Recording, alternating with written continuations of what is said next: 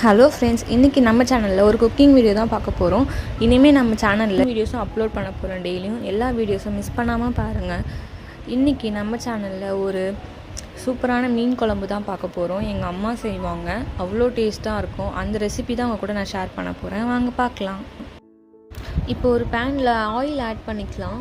மீன் குழம்புக்கு ஆயில் கொஞ்சம் அதிகமாக இருந்தால் தான் டேஸ்ட் நல்லாயிருக்கும். ஆயில் நல்லா காஞ்சிடுச்சு. இப்போ இதில் நம்ம கொஞ்சம் வெந்தயமும் கடுகும் சேர்த்துக்கலாம். கடுகு நல்லா வெடித்து வந்துடுச்சு. இப்போ இதில் ஒரு கையளவு பூண்டு சேர்த்துக்கலாம். பூண்டு எப்போவுமே மீன் குழம்புக்கு கொஞ்சம் அதிகமாகவே சேர்த்துக்கோங்க, அப்போ டேஸ்ட் நல்லாயிருக்கும். பூண்டு இப்போ கொஞ்சம் ப்ரௌன் கலரில் மாறிடுச்சு.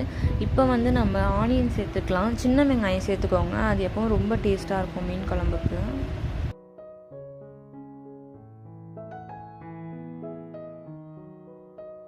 வெங்காயம் இப்போ நல்லா வதங்கி வந்துடுச்சு. இப்போ நம்ம தக்காளி ஆட் பண்ணிக்கலாம்.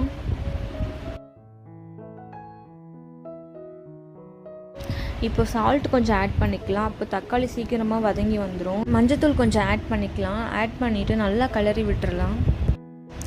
இப்போது வெங்காயம் தக்காளி எல்லாமே நல்லா வதங்கி வந்துடுச்சு. இதில் நம்ம புளி தண்ணி ஆட் பண்ணிக்கலாம். கூடவே குழம்புக்கு தேவையான தண்ணியும் ஆட் பண்ணிக்கலாம். இப்போது இதில் மிளகாத்தூள் ஆட் பண்ணிக்கலாம். நான் 3 டீஸ்பூன் ஆட் பண்ணிக்கிறேன். உங்கள் காரத்துக்கு ஏற்ற மாதிரி நீங்கள் ஆட் பண்ணிக்கோங்க. ஆட் பண்ணிவிட்டு நல்லா கிளறி விட்டுட்டு க்ளோஸ் பண்ணிடலாம். இது நல்லா கொதி வரணும். கொதி வந்ததுக்கப்புறமா இதில் மீன் ஆட் பண்ணிக்கலாம்.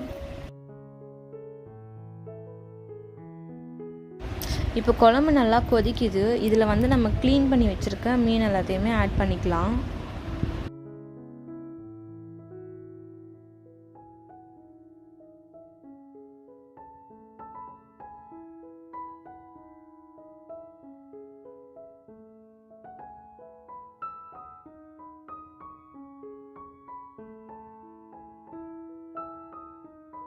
குழம்பு நல்லா கொதிச்சு கொஞ்சம் திக் கன்சிஸ்டன்சியில் வந்திருக்கு. உங்கள்கிட்ட மாங்காய் இருந்துச்சுன்னா ஆட் பண்ணிக்கோங்க. நாங்கள் எப்போவுமே மாங்காய் ஆட் பண்ணுவோம். எங்கள் அம்மாவுக்கு அது ரொம்பவே பிடிக்கும். உங்கள்கிட்ட இருந்துச்சுன்னா நீங்களும் ஆட் பண்ணி பாருங்கள், நல்லா டேஸ்ட்டாக இருக்கும்.